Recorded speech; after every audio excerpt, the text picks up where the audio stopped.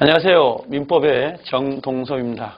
이번 법원지 기출문제를 해설 강의를 맡고 있습니다.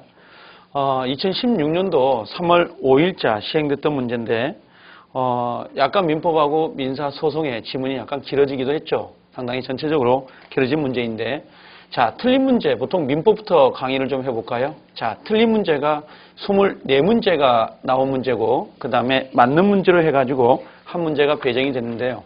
전체적으로 문제는 틀린 문제를 위주로 해서 물어보는 게 보통 그런 형태로 물어보고 있습니다. 그리고 요즘 상당히 두드러진 것은 약간 판례 위주로 해서 문제가 배정되고 있다는 것도 유념하고 계셔야 될 부분입니다. 자, 먼저 1번 문제를 하나 볼까요? 자, 1번에 보면 자, 유언, 유증 등에 관한 다음 설명 중 옳지 않는 것은 이렇게 되어 있는데 1번에 보면 정지 조건이는 유증이라고 되어 있습니다. 근데 수증자가 그 조건 성취 전에 사망하였다라고 되어 있죠. 사망, 여기가 중요한데요. 자, 갑이란 사람이 누구에게, 을이란 사람한테 내가 죽으면 당신에게 내 재산을 유증하겠습니다. 자, 그래서 유증을 약속을 했었어요.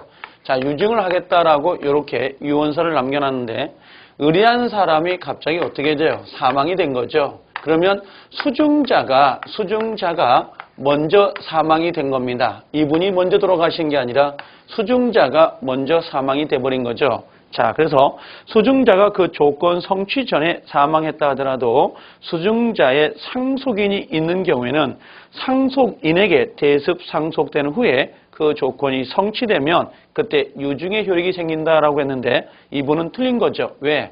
수증자가 먼저 사망했다면 유증의 효력은 발생되지 않습니다. 그래서 정답은 1번이 됐던 문제고 자, 2번에 보면 민법 1061조에 관한 문제였죠. 만 17세에 달하면 유언을 할 수 있도록 되어 있습니다. 세 번째 보면 98년도 판례에 관한 문제였는데 자, 적법한 유언이에요. 적법한 유언은 1091조 규정에 있는 유언 증서에 대한 법원의 거민이라든지 민법 1092조 규정은 유언 증서에 개봉 절차를 걸치지 않더라도 유언자 사망에 의하여 곧바로 효력이 생기는 것이며 거민이나 또는 개봉 절차 유무와 상관없이 유언의 효력이 생길 수 있도록 되어 있습니다. 그래서 개봉을 했느냐 또 거민을 했느냐 그건 영향을 받는다 받지 않는다 받지 않는다 98년도 법원의 대법원 판례였죠. 자, 네 번째, 유언자의 날인이 없는 유언장은 자필 증서에 의한 유언으로서 효력이 있다라고 되어 있습니다. 효력이 있다, 그럼 틀린데 유언으로서의 효력이 없다라고 되어 있죠. 자필 유서가 없어요. 날인이 없습니다. 그럼 효력이 없는 거죠. 그래서 2007년도 대법원 판례를 인용한 문제였습니다. 1번의 문제는 정답이 1번입니다. 수증자가 먼저 사망했다면 상속자가 있다 하더라도 당연히 유증의 효력은 발생할 수 없다. 이렇게 정리하시면 되죠. 자, 문제 2번을 볼까요? 다음 중 가장 옳지 않는 것인데요. 자, 1번을 보면 배우자 있는 사람은 배우자와 공동으로 입양을 하여야 하고 우리가 보통 입양을 한다 그러면 공동 입양 절차에 관한 규정을 두고 있죠. 배우자 일방만이 유언을 결정할 수가 없습니다. 반드시 유언, 자, 배우자가 동시에 공동 입양 원칙을 채택하고 있는 거죠. 자, 그래서 배우자 있는 사람은 배우자와 공동으로 입양을 하여야 하고 입양으로 인한 친족관계 소멸은 입양의 취소라든지 파양에 의해서 종료가 된다라고 되어 있죠. 자, 세 번째 문제를 보시면요. 자, 우리 민법은 입양과 관련해서 부부 공동 입양 원칙을 선언하고 있습니다. 여기까지 맞죠? 부부가 공동으로 입양 원칙을 선언하고 있는 바 파양을 할 때는 그 공동으로 파양을 해야 된다는 규정은 없습니다. 없는데 일반적으로 입양할 때도 공동 입양 원칙을 채택을 하고 있으니까 당연히 파양을 할 때도 공동으로 파양을 해야 된다라고 해석을 할 수 있는데요. 자, 이때 양친이 이혼을 했다라고 돼 있어요. 이혼을 했거나 자, 이혼이 됐어요. 그 다음에 사망이 된 거죠. 이혼이나 사망이 됐다면 공동이 될 수가 있다 없다? 없는 거죠. 그래서 이혼할 때 마찬가지라고 할 것이다. 이게 틀린 겁니다. 만약에 이혼이 됐거나 사망이 됐다면 당연히 공동파양이다라고 하는 거 있죠. 자, 적용될 수 있다, 없다, 적용될 수 없다. 이렇게 정리를 하시는 게 좋습니다. 이게 2009년도 대법원 판례에 있었던 내용이죠. 그래서 세 번째가 정답이 됩니다. 이혼하거나 사망이 됐다면 공동파양 원칙은 적용되지 않는다. 이렇게 정리를 해 두시면 되고요. 네 번째, 성전환 수술에 의해서 출생 시의 성과 다른 반대 성으로 성전환이 이미 이루어졌다 하더라도 현재 혼인 중이거나 미성년자인 자녀를 둔 성전환자의 성별 정정은 허용되지 않습니다. 2011년도 대법원 결정이었죠. 그래서 상당히 이슈가 됐던 하나의 내용이었으니까 확인만 해주시면 되고 일단 세 번째가 정답이 됩니다. 자, 세 번째 문제 보시면요. 상속에 관한 다음 설명 중 가장 옳지 않는 것은 되어 있습니다. 자, 정답은 세 번째 한번 먼저 확인해 볼까요? 자, 피상속인이 부담하던 금전 채무 동그라미예요. 금전 채무입니다. 그럼 금전 채무는 가분적이란 말이죠. 금전 채무는 가분적이에요. 그럼 금전 채무가 공동 상속인에게 상속이 된 경우 공동 상속인들은 그와 같은 채무를 상속재산 분할 대상으로 삼을 수가 있다라고 되어 있는데요. 금전 채무와 같이 급부 내용이 가분적인 채무가 공동 상속이 된 거죠. 그러면 상속 개시와 동시에 당연히 법정 상속분에 의해서 공동 상속인에게 분할이 됩니다. 그럼 당연히 상속재산은 분할 대상이 될 수가 없는 거죠. 그래서 분할 대상으로 삼을 수 있고 여기가 틀린 지문이 돼요. 분할 대상이 될 수 없다. 이렇게 보셔야 되겠죠. 세 번째가 정답이 되고 자, 네 번째 지문에 공동 상속인 중 1인이 상속을 포기한다 하더라도 그 포기자의 채권자 동그라미 채권자는 상속 포기가 사회행위라는 이유로 이를 취소할 수가 없습니다. 2011년도 대법원 판례했는데요. 자, 공동상속자 중 한 사람이 상속을 포기했다 하더라도 그 포기자의 채권자는 당연히 채권자, 취소권, 사회행위, 채권자 취소권이 뭐예요? 사회행위 취소권이죠. 사회행위 취소권으로 이를 취소할 수 없도록 되어 있습니다. 그래서 정답은 세 번째가 정답이 됩니다. 자, 네 번째로 한번 가볼까요? 재산 분할에 관한 다음 설명 중 옳지 않는 것은 되어 있는데요.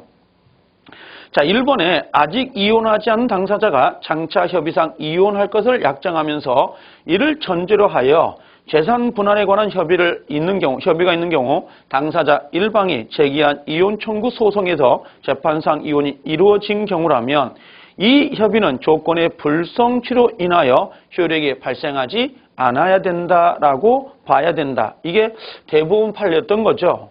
자, 두 번째는 재산 분할 재판에서 분할 대상인지 여부가 전혀 심의된 바가 없어요. 그런데 재판이 확정된 후에 추가로 발견된 경우라도 이걸 추가로 재산 분할로 할 수 있느냐 이게 관건이었는데요.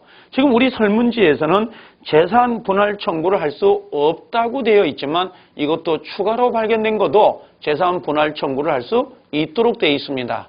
대법원 판례였던 거죠. 그래서 이번에 이 문제를 가지고 정리를 했는데요. 올해 민법에 관한 전반적인 문제들이 거의 100%, 거의 80, 90%가 판례를 위주로 해서 답을 골라내고 있다는 거예요. 그 점을 반드시 유념하고 계셔야 됩니다.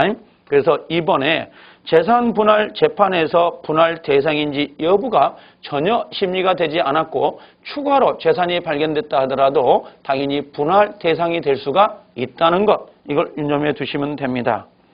자, 4번에 재산 분할 청구권은 이혼한 날로부터 2년이다라고 돼 있죠. 2년이 경과할 때는 소멸하게 돼 있죠. 우리 민법 839조의 2를 가지고 응용한 거죠. 2년 냅니다. 소멸한다. 이렇게 정리하시면 되죠. 자, 문제 5번을 한번 봐볼까요? 자, 5번. 채권자 대의권에 관한 다음 설명 중 옳지 않는 것은 그랬습니다. 채권자 대의권에 관한 문제입니다. 1번에 보면 보전 채권이 특정 채권이라 하여 반드시 채권적 청구권의 보존을 위하여 채권자 대위권이 인정되는 것이 아니며 물권적 청구권 동그라미요. 물권적 청구권도 채권자 대위권이 인정될 수 있습니다. 그래서 채권만 대상이 되는 게 아니라 물권적 청구권도 그 채권자 대위권의 대상이 될 수 있다는 거 2007년도 대법원 판례였죠. 두 번째, 채권자 대위권에서 보존되는 채권은 보존의 필요성이 인정되고 이행기가 도래하면 족하다. 동그라미죠. 이행기가 도래하면 족하고 그 채무자에 대한 채권이 제3채무자에게 대항할 수 있느냐 대항할 수 없느냐 요건 따지지 않습니다. 그래서 보존의 필요성이 있고 이행기가 도래하면 되는 것이지 대항 요건은 따지지 않는다라고 하는 거. 자, 세 번째, 가등기가 가등기 담보 등에 관한 법률이 정한 담보 가등기로서 강제 집행을 통해 매각이 가능하다는 등의 특별한 사정이 없는 한 이미 제3자 명의로 소유권 이전 등기 청구권에 가등기가 격려되어 있는 부동산은 채권자 대위권의 대상이 될 수 있느냐 하고 물었던 거죠. 자, 채권자 대위권을 행사를 위해서 적극 재산을 산정함에 있어서 이를 제외하여야 된다라고 되어 있습니다. 역시 판례였죠. 대법원 판례. 자, 네 번째가 정답이 됐는데요. 자, 채무자입니다. 동그라미요. 채무자가 채권자 대위권 행사의 통지를 받은 후에 끊고요. 그 권리를 분리하여도 이로써 채무자에게 대항하지 못하는 것이므로 끊고요. 채무자가 채권자 대위권 행사의 통지를 받은 후에 채무를 불이행함으로써 통지 전에 체결된 약정에 따라 매매 계약이 자동적으로 해지된 경우에도 제3채무자가 동그라미 그 계약 해제로서 대위권을 행사하는 채권자에게 대항할 수 없다고 보아야 된다라고 했는데요. 이미 매매 계약이 자동으로 해제된 경우에도 제3채무자는 당연히 그 대위권을 행사해서 채권자에게 대항할 수 있도록 되어 있습니다. 그래서 특별한 사정이 없다면 당연히 뭡니까? 대항할 수 없다가 아니라 대항할 수 있다라고 정리를 해 주셔야 돼요. 그래서 네 번째가 정답이 되죠. 최근 판례를 가지고 문제를 낸 거죠. 전체적으로 채권자 대위권도 전부 다 판례 위주로 해서 문제가 배정이 됐습니다. 자, 6번 문제를 보면 자, 혼인, 이혼에 관한 다음 설명 중 옳지 않는 건데요. 자, 1번에 보면 성년이 남자와 만 15세 여자의 혼인은 무효이다라고 되어 있는데요. 만 18세 된 사람은 혼인할 수 있도록 되어 있죠. 807조에 따라서. 자, 이를 만약에 위반을 했어요.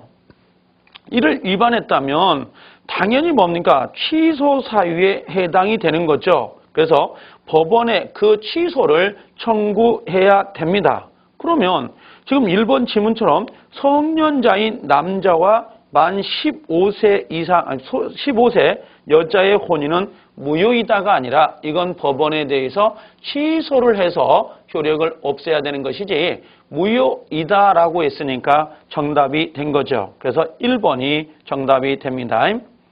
자, 2번에 사실관계 부부 사이에서도 일상가사에 관한 사항에 대해서는 당연히 인정이 돼요. 자, 일상가사 대리권은 당연히 법률 혼에만 적용되는 게 아니라 사실혼 관계에서도 적용될 수 있다는 것, 이것도 유념해 둘 필요가 있죠.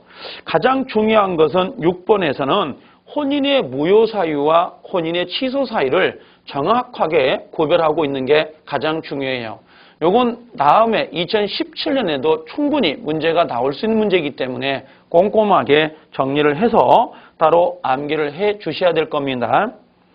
자, 네 번째 보면 협의 또는 심판에 의해서 구체적 내용이 형성되기 전에 이혼에 의한 재산 분할 청구권을 포기하는 행위는 채권자 취소권의 대상이 될 수가 없다라고 돼 있죠. 13년도에 대법원에 판결이 있었던 겁니다. 그래서 정답은 1번이 됩니다. 자, 17번의 문제를 한번 봐볼까요? 자, 대리에 관한 다음 설명 중 옳지 않는 건데요.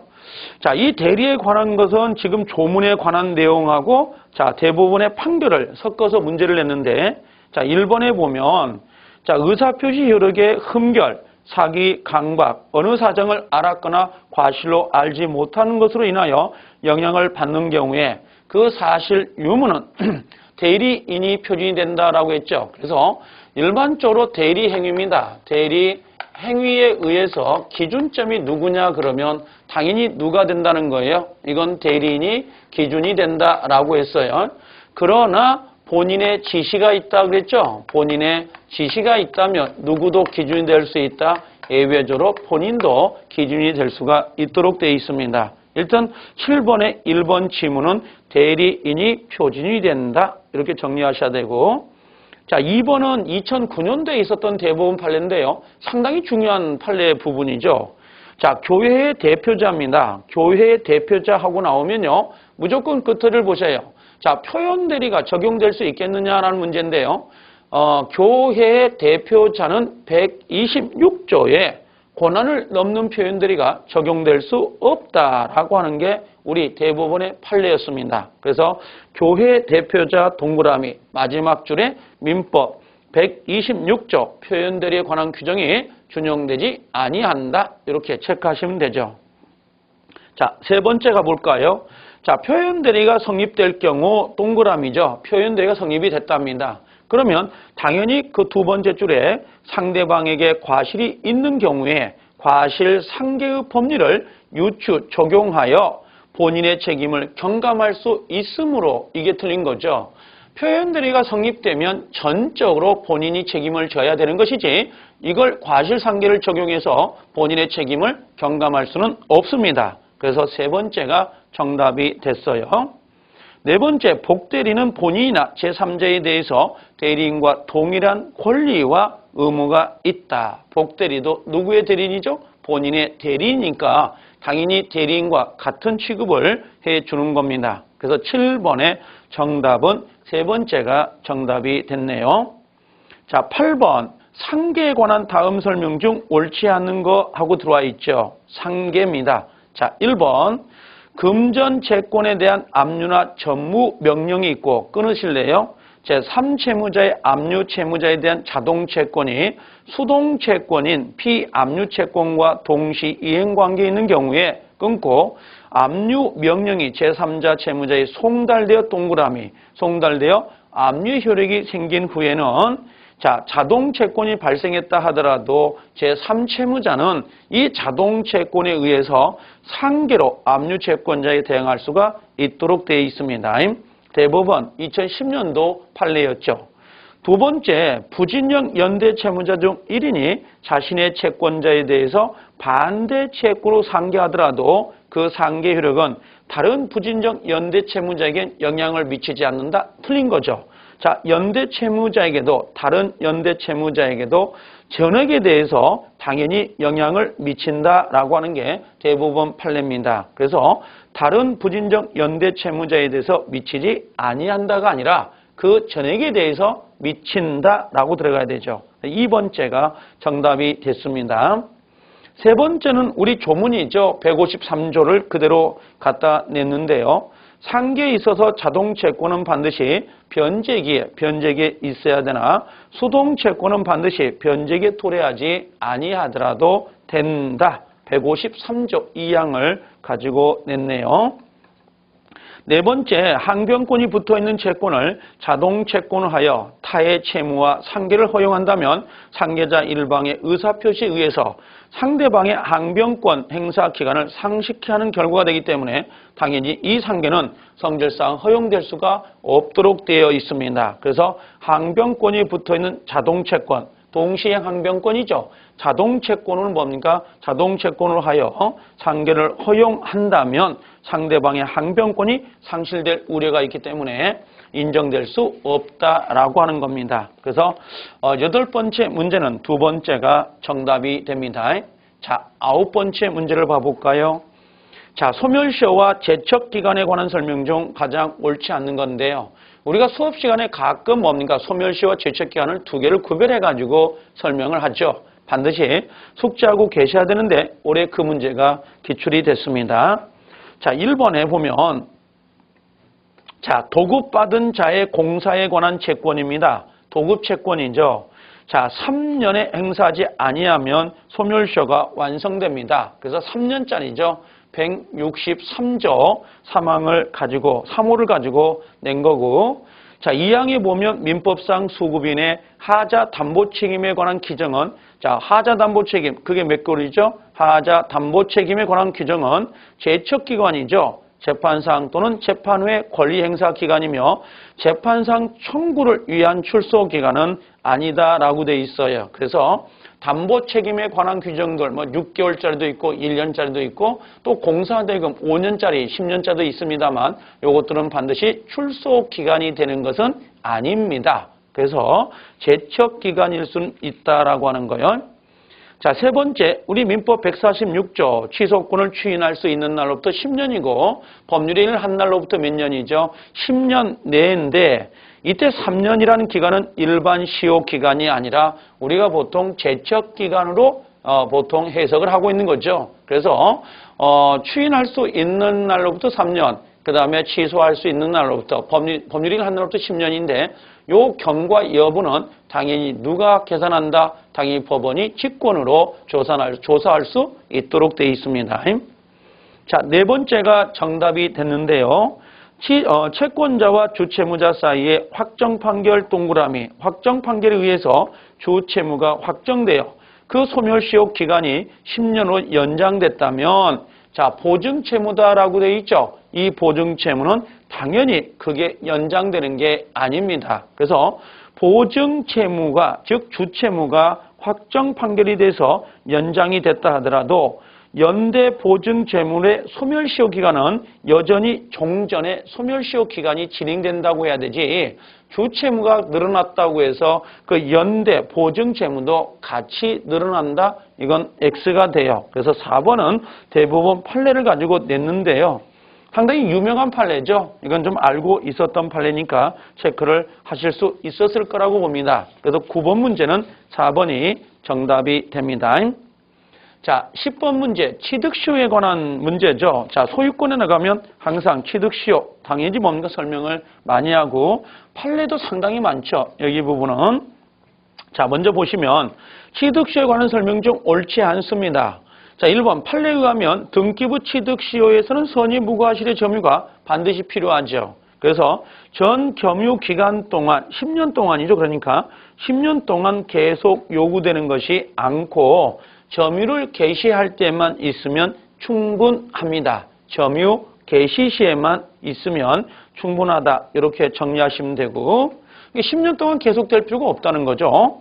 두 번째, 부동산 점유자에게 시효 취득으로 인한 소유권 이전 등기 청구권이 있다 하더라도 이로 인한 부동산의 소유자와 시효 취득자 사이에 계약상의 채권 채무 관계 성립되는 게 아니에요. 그래서 부동산을 처분한 소유자에게는 당연히 채무불이익의 책임이 나올 수가 없다. 만약에 나온다 그러면 뭘로 나와야 됩니까? 불법 행위로 인한 손해배상을 청구할 수 있는 거죠. 그래서 이렇게 자, 갑이란 사람이 자, 소유자였고 을이 점유자였다. 근데 만약에 20년을 시효 기간을 채웠죠.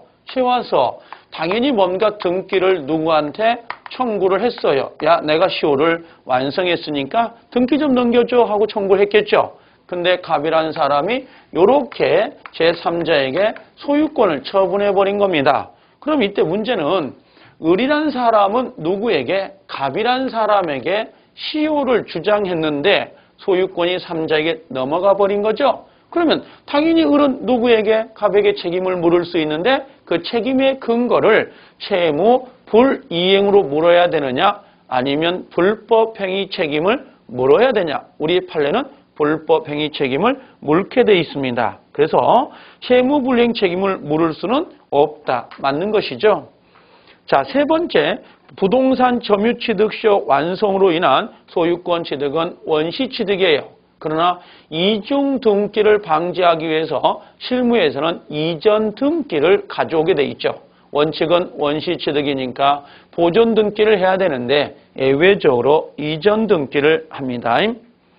네 번째, 취득시효 기간이 완성되면 해당 부동산의 점유자는 취득시효 완성으로 원인을 해서 소유권 취득을 위한 등기 청구권을 취득하게 되는 게 원칙이에요. 즉 을이라는 사람이 등기를 해달라고 당연히 등기 청구권이 나오게 되죠. 예외적으로 미등기 부동산을 점유한 자는 그 취득시효 기간만 완성되면 소유권 취득을 마치지 아니하고도 그 부동산의 소유권을 취득할 수 있다? X죠. 자, 우리가 만약에 점유 취득시효다라고 했어요. 자, 시효 기간이 몇 년이죠? 자, 20년이 됩니다. 그 20년 완성됐다라고 하는 거죠. 그럼 당연히 등기해야 돼, 안 해야 돼요? 등기를 해야만 뭘 취득할 수 있다? 소유권을 취득할 수 있도록 되어 있습니다. 그래서 기본적으로 점유취득시효는 20년을 완성했다고 해서 권리를 취득하는 게 아니라 반드시 등기를 갖춰야 취득할 수 있도록 되어 있죠. 그래서 네 번째가 정답이 됩니다. 자, 11번 문제를 한번 볼까요? 계약의 해지에 관한 설명 중 옳지 않는 것인데요. 전체적으로 봐도 문제가 전체 판례를 위주로 해서 문제를 배정했는데 1번에 보면 계약 해지의 의사표시는 그 효력이 발생한 이후에 철회할 수 없음이 원칙입니다. 그러나 해지의 의사표시에 관해서 무능력이 아니라 제한 능력자죠. 제한 능력이라든지 착오, 사기, 강박 등의 하자가 있는 경우 또는 해지의 상대방의 능력이 있는 경우에는 철회가 가능하다라고 돼 있고 자, 세 번째 지문 한번 봐볼래요? 자기 소유 부동산을 매도하였다가 매매 계약에 합의 해지한 매도인이 매순에 대해서는 원상 회복에 자, 당연히 뭔가 소멸시효 대상이 되지 않는다 그랬습니다. 자, 물권적 청구권이죠. 자, 물권적 청구권은 소멸시효 대상이 될 수가 없는 것이죠. 자, 네 번째, 계약 해지에 따른 원상 회복 의무 이행으로서 매매대금 기타 급부 반환을 청구할 때 과실상계가 적용된다라고 했는데요. 자, 우리가 보통 뭡니까? 이미 지급한 매매대금 기타 급부의 반환을 구할 때 당연히 과실상계라고 하는 것은 나올 수가 없죠. 원래 과실상계는 채무 불이행이나 또는 불법행위로 인한 손해배상의 책임에서만 언급되는 것이지 여기처럼 원상회복 의무가 나올 때는 과실상계를 논할 이유가 없습니다. 그래서 네 번째 적용된다 해서 틀린 문제죠. 2014년도 대법원 판례였던 것을 그대로 문제를 냈네요. 일단 11번에 네 번째가 정답이 됩니다. 자, 12번으로 한번 가볼까요? 등기청구권에 관한 설명 중 옳지 않다라고 돼 있어요. 자, 등기청구권 두 가지가 있죠. 하나가 채권적 청구권, 또 하나가 물권적 청구권이죠. 채권적 청구권은 기본적으로 소멸시효 대상이 될 수가 있죠. 그러나 물권적 청구권은 소멸시효 대상이 되질 않는다라고 하는 게 일반적인데, 자, 1번. 부동산의 매매로 인한 소유권 이전 등기 청구권, 이건 채권적 청구권이죠. 그 성질이 채권적 청구권이고, 이러한 채권적 청구권은 원칙적으로 그 양도성이 인정되기 때문에 양도시에 채무자에 대한 적법한 통지가 있었다면 통지가 있었다고 해서 되는 게 아니라 반드시 승낙이나 동의가 있어야만 청구할 수 있도록 되어 있습니다. 그래서 1번이 정답이 된 건데요. 자, 어떤 의미냐면 지금 갑이라는 사람이 이렇게 을에게 매매가 됐죠. 그럼 을은 이 갑이라는 사람에게 뭘 갖고 있는 거죠? 등기 청구권을 갖고 있죠. 그럼 등기 청구권을 갖고 있습니다. 이 등기 청구권은 당연히 요 을이 누구한테? 병이라는 사람한테 이렇게 양도했다는 거 아니에요? 그럼 당연히 채권을 양도하는 거하고 같습니다. 양도했다 그럼 어떻게 돼요? 당연히 이 을이라는 사람은 누구에게? 갑에게 뭘 해줘야 된다? 통지를 해야 되고 갑이라는 사람이 뭐 해야 돼요? 자, 승낙이다라고 하는 거 있죠? 승낙이나 또는 동의가 있어야 돼요. 동의가 있다면 당연히 병이라는 사람은 이렇게 누구에게 직접 청구할 수 있다 없다? 있도록 되어 있습니다. 그래서 단순히 자, 통지했다고 해서 대항력이 인정되는 것은 아닙니다. 정답은 1번이 정답이 된 거죠. 자, 그래서 1번 정도를 체크해 두시면 되고요. 자, 문제 13번 볼까요? 자, 13번에 보면 임대차에 관한 설명 중 옳지 않는 건데요. 자, 1번 지문요. 13번에 1번은 대부분 판례였던 건데 자, 임대차 보증금이 수수된 임대차 계약에서 차임 채권에 관하여 압류, 추심 명령이 있었다 하여도 그 임대차 계약이 종료되어 목적물을 반환할 때까지 추심되지 아니한 채 잔존하는 차임 채권 상당액은 임대차 보증금에서 당연히 공제가 됩니다.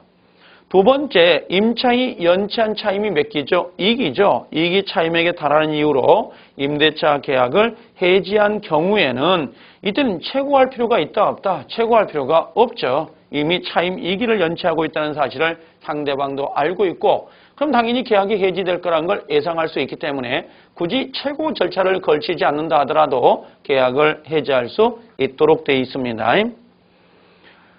그 다음 네 번째 한번 봐볼래요? 자, 임대인이 임대할 권한이 없음에도 자, 임차인과 임대차 계약을 체결했답니다. 자, 우리가 보통 타인 물건도 매매할 수가 있죠. 그럼 당연히 임대인이 그 소유 권한이 없다 하더라도 소유자가 아니더라도 당연히 임대차 계약은 맺을 수 있습니다. 그러나 임대인 즉 소유자의 동의를 받아서 해줘야 될 담보 책임이 부담되는 것이지.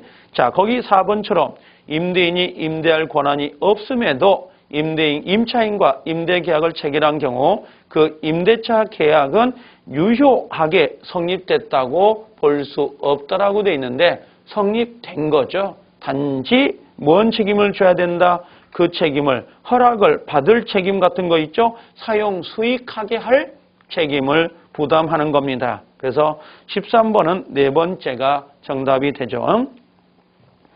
14번에 불법행위에 관한 다음 설명 중 옳지 않는 건데요.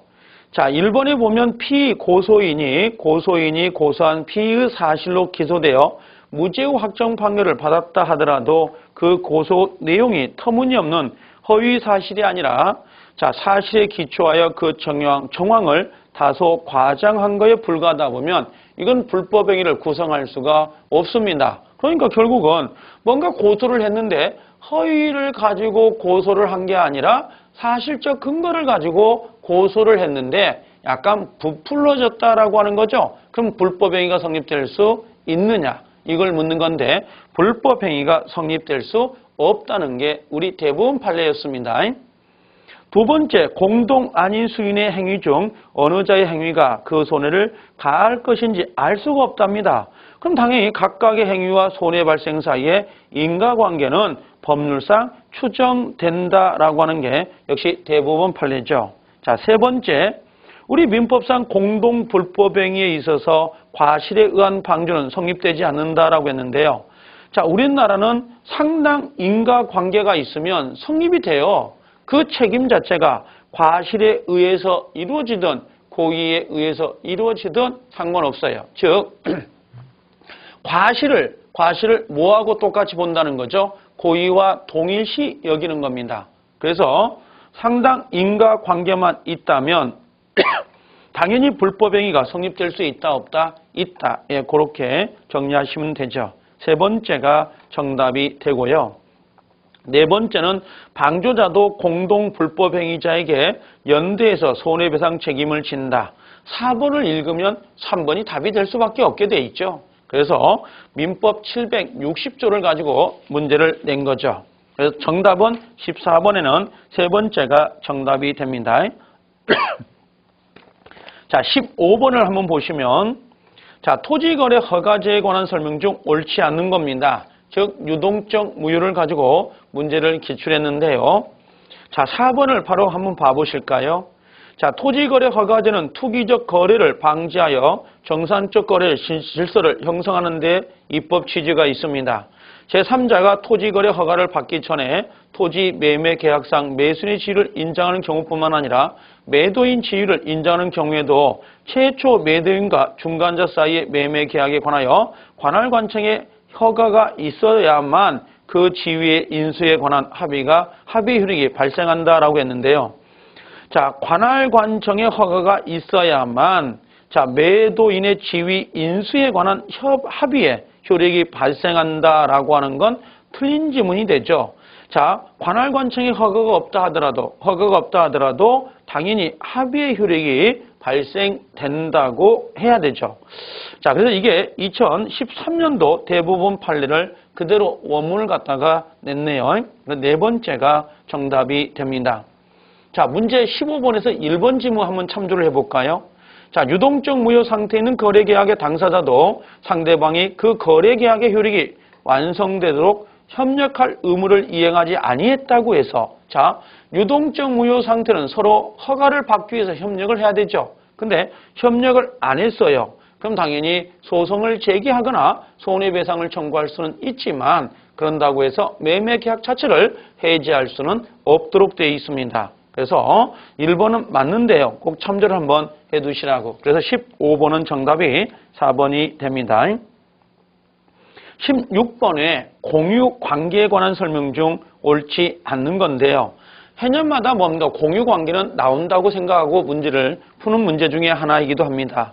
자, 1번의 공유자는 다른 공유자의 동의 없이도 그 지분을 처분할 수 있다. 지분은 누구 거죠? 각자 거. 공유물은 누구 겁니까? 전원 거죠. 그래서 정확히 구별하면 돼요. 자, 공유 지분이다라고 돼 있죠. 이 지분은 누구 거예요?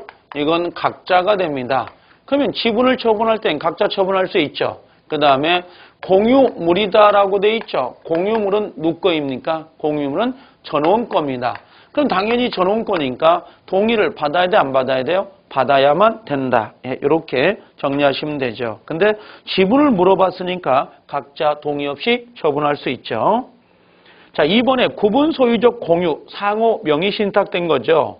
공유자 각자는 자신의 특정 구분 부분을 단독으로 처분하고 또 이에 해당되는 공유 지분 등기를 자유롭게 이전할 수 있습니다. 이 상호 명의 신탁, 구분 소유적 공유 관계는 당신 것, 내 거가 정확히 구별되어 있습니다. 그러나 한 필지로 공유로 되어 있는 것뿐이지 각자 소유권을 인정하고 있기 때문에 당연히 사용하는 것도 각자가 할 수 있죠.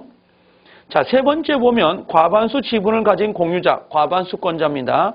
다른 공유자와 사이에 미리 공유물 관리 방법에 관한 협의가 없었다 하더라도 공유물 관리에 관한 사항을 단독으로 결정할 수 있다. 여기까지 맞아요. 근데 제일 마지막에 예컨대란 말 보이죠?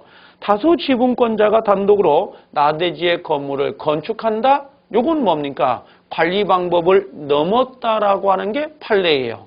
그럼 지분 과반수권자는 이걸 과반수를 넘어서 자기 마음대로 건물을 신축한다는 것은 처분행위에 해당되기 때문에 전원의 동의를 얻어야 됩니다. 그래서 세 번째가 정답이 됩니다.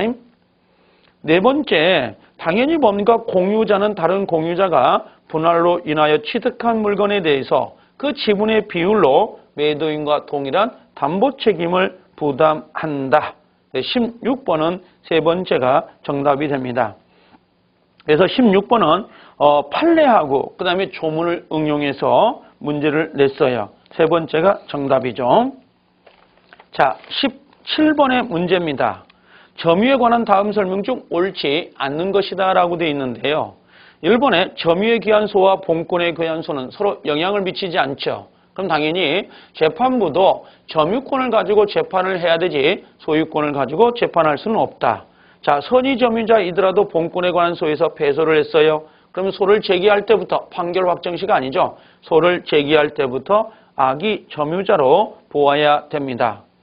두 번째, 점유의 자주점유에 대한 추정력은 인정할 수 있다고 하더라도 처분 권한이 없는 자로부터 그 사실을 알면서 부동산을 취득한 자에까지 점유 개시 당시 소유 의사가 있다고 볼 수는 없다라고 하는데요. 가장 대표적인 게 일종의 무단점유라고 생각하시면 되죠. 무단점유, 그러면 소유 의사가 없다라고 정리해 두시면 되죠. 부동산입니다. 자, 세 번째, 선의 점유자에게 점유물의 과실 수취권이 인정됩니다. 선의 점유자는 과실 수취권이 인정되죠. 악의 점유자는 과실 수취권이 없어요. 그럼 여기서 선의 점유자라고 하는 것은 기본적으로 뭐라고 했어요? 반드시 과실을 수취할 수 있다는 걸 인식하고 거기에 대한 정당한 근거, 오신할 만한 정당한 근거가 있어야만 가능한데 지금 세 번째 지문에선 오신을 할 만한 정당한 근거가 있어야 하는 것은 아니다라고 했는데 이 부분은 틀린 거죠. 정당한 근거가 있어야 됩니다. 그래서 17번은 세 번째가 정답이 됩니다. 자, 18번을 보면 채권 양도에 관한 다음 설명 중 옳지 않는 건데요. 자, 1번. 채권 양도의 통지는 민사소송법 송달에 관한 규정에서 송달 장소로 정하는 채무자의 주소, 거소, 영업소 또는 사무소 등에 해당되지 아니하는 장소라도 채무자가 사회통념상 그 내용을 알 수 있는 객관적 상태에 놓였다면 이것도 송달로 볼 수 있다라고 하는 게 대법원 판례입니다. 두 번째, 채권 양도의 통지나 승낙이 없는 동안에 채무자가 채권 양도에 관해서 알 수 있다 하더라도 양수인은 채무자에게 채권 양도 효력을 주장할 수가 없다. 조문이죠. 이 450조 조문이 되고요. 세 번째도 조문이었네요. 450조. 채권 양도 통지는 채무자에 대해서 이루어져야 되나 채권 양도에 대한 승낙은 양도인 또는 양수인 어느 쪽에 하더라도 상관이 없습니다. 네 번째가 정답이 되는데 법률에 의해서 압류가 금지된 채권, 법률에 의해서 압류가 금지된 채권은 임금 채권을 생각하시면 되죠. 자, 임금 채권도 근로자가 자유롭게 양도할 수 있다 없다? 있다는 거죠. 임금 채권을 압류를 못해요. 압류를 못하지만 근로자가 자유롭게 자기 채권을 양도하는 것까지 금지하는 것은 아니다라고 하는 게 우리 대법원의 판례입니다. 그래서 18번은 네 번째가 정답이 되네요.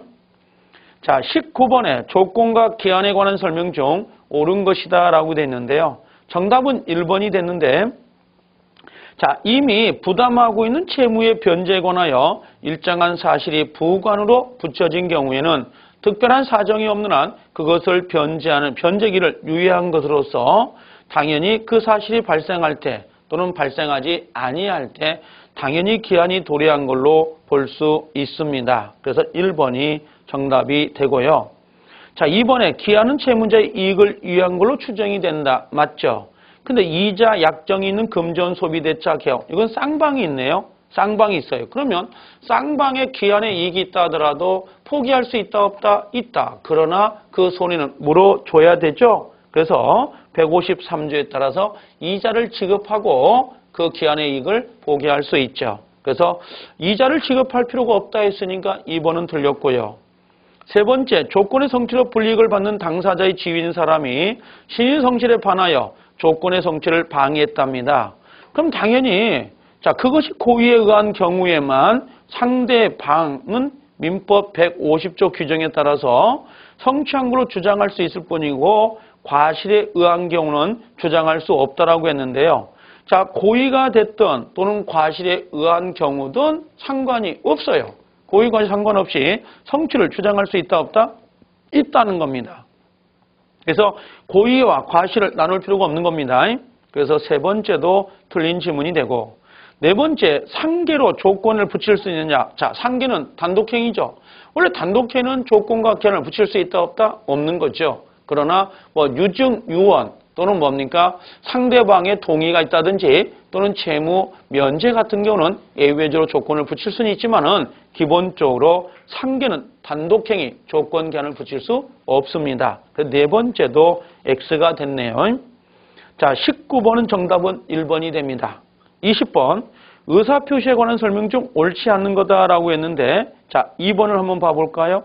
자, 통정허위 표시가 있어요. 통정허위 표시다 그랬죠? 그럼 당연히 뭔가 갑과 을 간의 통정허위 표시입니다. 자, 갑과 을 간 통정이다라고 돼 있어요. 그럼 당연히 여기는 뭡니까? 무효가 되겠죠? 근데 이 무효인 것을 제3자에게 이렇게 넘겼단 말이죠. 그럼 제3자가 뭐이면? 선이면 보호될 수 있다 없다? 보호될 수 있도록 돼 있습니다. 선이면 보호가 되는데 문제는 선이 플러스 무과실까지 요구되느냐 그걸 묻는 건데요. 자, 선이면 족하고요. 무과실까지 요구될 필요가 있다 없다? 무과실까지는 요구될 필요가 없습니다. 그냥 선이면 됩니다. 그래서 두 번째가 정답이 됐어요. 자, 세 번째 보면 토지를 시가보다 비싸게 산 경우에 착오에 의한 의사표시 취소할 수 있다 없다? 없어요. 시가라고 하는 거 있죠. 시가에 관한 착오나 시가에 관한 사기는 성립될 수가 없죠. 단순하게 시가 그러면 착오도 안 되고 그 다음에 사기도 안 된다. 이 정도 정리하면 됩니다. 자, 그래서 20번은 두 번째가 정답이 됐어요. 자, 21번을 한번 봐볼까요? 자, 21번. 자, 변제에 관한 다음 설명 중 옳지 않는 건데요. 자, 1번에 채권의 준점유자에 대한 변제는 당연히 선의 동그라미 무과실, 과실 없을 때 한해서 효력이 생기죠. 470조를 이야기합니다. 자, 5번에 보면 변제자가 4번에 변제자가 주채무자인 경우에 보증인이 있는 채무하고 보증이 없는 채무가 있어요. 그럼 보증인이 있는 채무가 변제 이익이 더 많으므로 보증이 있는 채무부터 법정 변제 충당을 하여야 한다라고 했는데요. 자, 변제자가 주채무자인 경우에 보증인이 있느냐, 보증인이 없냐 사이 전자가 후자에 비해서 변제 이익이 더 많다고 할 수 있는 근거가 없습니다. 그럼 결국 뭐냐? 어떤 차이가 있다라고 하면 안 되겠죠. 그래서 보증 있는 채무와 보증인이 없는 채무, 변제이익 차이가 없다라고 해야 되는데 변제이익이 많기 때문에 하고 들어온 거 틀린 지문이 됐죠. 네 번째는 X가 됩니다. 그래서 21번은 정답이 4번이 되네요. 자, 22번에 저당권에 관한 설명 중 옳지 않는 건데 1번의 저당권자는 그 피담보 채권의 변제기가 도래하기 전에는 저당권에 기한 경매 신청을 할 수가 없죠. 변제기가 도래해야 되죠. 두 번째, 저당권은 당사자 사이의 약정과 법률 규정에 의해서도 성립될 수 있습니다. 일반적으로 약정에 의한 저당권이 많고요. 법정 저당권도 있죠. 공사대금이라든지 기타 여러 가지도 있습니다. 자, 네 번째 보면 근저당권이 확정되면 그때부터 그 피담보 채권, 그가 포인트죠. 그 피담보 채권에 관한 지연 손해금은 발생하지 않는다라고 했는데 당연히 피담보 채권이 확정됐어요. 그럼 당연히 원본 채권이 확정되면 그때부터 발생되는 당연히 뭔가 이 지연이자도 담보된다고 봐야 되겠죠. 그래서 만약에 그 목적물이 경매로 넘어갈 때 후순위보다 우선해서 변제를 받을 수 있도록 되어 있습니다. 그래서 지연이자도 그 피담보 채권에 관한 지연이자도 당연히 근저당권 피담보 채권의 범위에 포함이 된다. 이렇게 정리하시면 되죠. 자, 23번에 다음 설명 중 옳지 않는 거다라고 되어 있는데 세 번째를 보시면 근저당권자 등 담보권 설정의 당사자 등이 그 목적이 된 토지 위에 차후 용익권이 설정되거나 건물 또는 공작물의 축소, 설치됨으로써 그 목적물의 담보 가치가 저감되는 것을 막을 것을 주요한 목적으로 하여 담보물과 아울러 지상권 같은 거를 설정했다 하더라도 그 저당권이 소멸되면 어디에도요? 지상권도 같이 소멸된다고 보아야 될 겁니다. 자, 만약에 갑이라는 사람의 토지가 있었고요. 자, 여기에 저당을 잡습니다. 근데 저당을 잡아놨는데 나중에 이 토지에다가 누군가에게 지상권을 설정을 해버린다면 당연히 이 건물이, 이 토지가 경매로 넘어갈 때 이 목적물은 담보력이 떨어질 수밖에 없게 되겠죠. 그래서 저당권자가 누가 이 지상권을 함께 이렇게 설정하는 경우가 있습니다. 그럼 이 지상권은 실제 지상권을 사용할 목적이 아닌 거죠. 담보권을 확보하려고 하는 거니까. 그러면 당연히 저당권이 소멸되면 이 지상권도 함께 소멸된다고 하여야 되겠죠. 근데 소멸되지 않는다라고 했으니까 틀린 지문이 돼요. 세 번째가 정답이 됩니다. 자, 네 번째 24번인데 부당 이득에 관한 설명 중 옳지 않는 겁니다. 자, 세 번째 보시면 부당 이득 반환 의무를 인정하기 위해서는 반환 의무자의 고의 또는 과실이 인정되어야 된다라고 했는데요. 자, 불법 행위, 불법 점유입니다. 자, 불법 점유는 당연히 고의 과실이 있어야 되죠. 근데 부당 이득의 성립에 대해서는 부당 이득자의 고의나 과실 등 귀책 사유와 상관없이 발생이 돼요. 그래서 여기처럼 고의과실이 인정되어야 된다라고 했는데 이 부분은 당연히 틀린 거죠.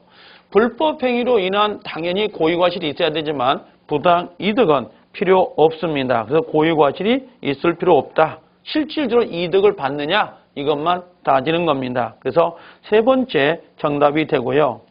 네 번째 부당이득으로 취득할 금전은 그 소비 여부를 불문하고 현존하는 것으로 당연히 추정이 되기 때문에 당연히 돌려주어야 되죠.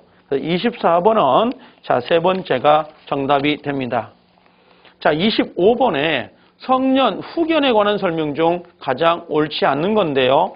자, 1번에 보면 성년 후견은 피성년 후견에 정신적 제약으로 사물을 처리할 지능이 지속적으로 전려된 경우에 한하여 개시되고요. 신체 장애만으로 성년 후견 개시가 되는 것은 될 수 없습니다. 구조 1항이죠. 정신적 제약으로 이게 들어가야 됩니다. 신체적 장애가 아니라 정신적 제약입니다. 두 번째, 피성년 후견인이 한 법률에 의는 피성년 후견인 또는 성년 후견인이 이를 취소할 수 있음이 원칙이다. 140조에다가 정리해 뒀죠. 취소권자를 정해놓은 거죠. 자, 세 번째, 성년 후견인은 여러 명 둔 것을 가능하고 여러 명 둘 수 있다라고 돼 있는데 여러 명 두는 건 가능하지만 자, 자연인의 하남으로란 말 보이죠? 자연인의 하남으로 법인은 성년 후견이 될 수 없다가 아니라 법인도 성년 후견이 될 수 있다는 게 930조에 규정이 되어 있습니다. 그래서 세 번째가 정답이 됐네요. 네 번째, 가정법원은 성년 후견 개시 심판을 하면서 직권 후 여러 사정을 고려하여 성년 후견을 선임하고 필요하다고 인정될 경우 직권으로 또는 일정한 자의 청구에 의해서 성년 후견 감독을 선임할 수 있습니다. 그래서 우리 민법 940조에다가 40조 4에다가 규정을 뒀죠. 자, 그래서 여기까지 우리 민법에 관한 기출문제를 전체로 풀었는데요. 전체적으로 봤을 때는 짤막한 지문도 있지만 대부분의 뭔가 거의 판결 또는 대부분의 결정을 위주로 해서 원문을 그대로 싫다 보니까 시간적으로 안배가 반드시 필요한 부분이 있습니다. 그래서 판례를 중심으로 해서 꼼꼼하게 좀 살펴봐야 되지 않을까 생각이 들어요. 그런다고 우리가 보통 조문이 있죠. 민법 조문을 무시해서는 안 됩니다. 반드시 외울 건 외워서 또 판례는 인식할 건 인식해서 정확하게 숙지하고 계셔야 됩니다. 자, 고생들 하셨습니다. 수고하셨습니다.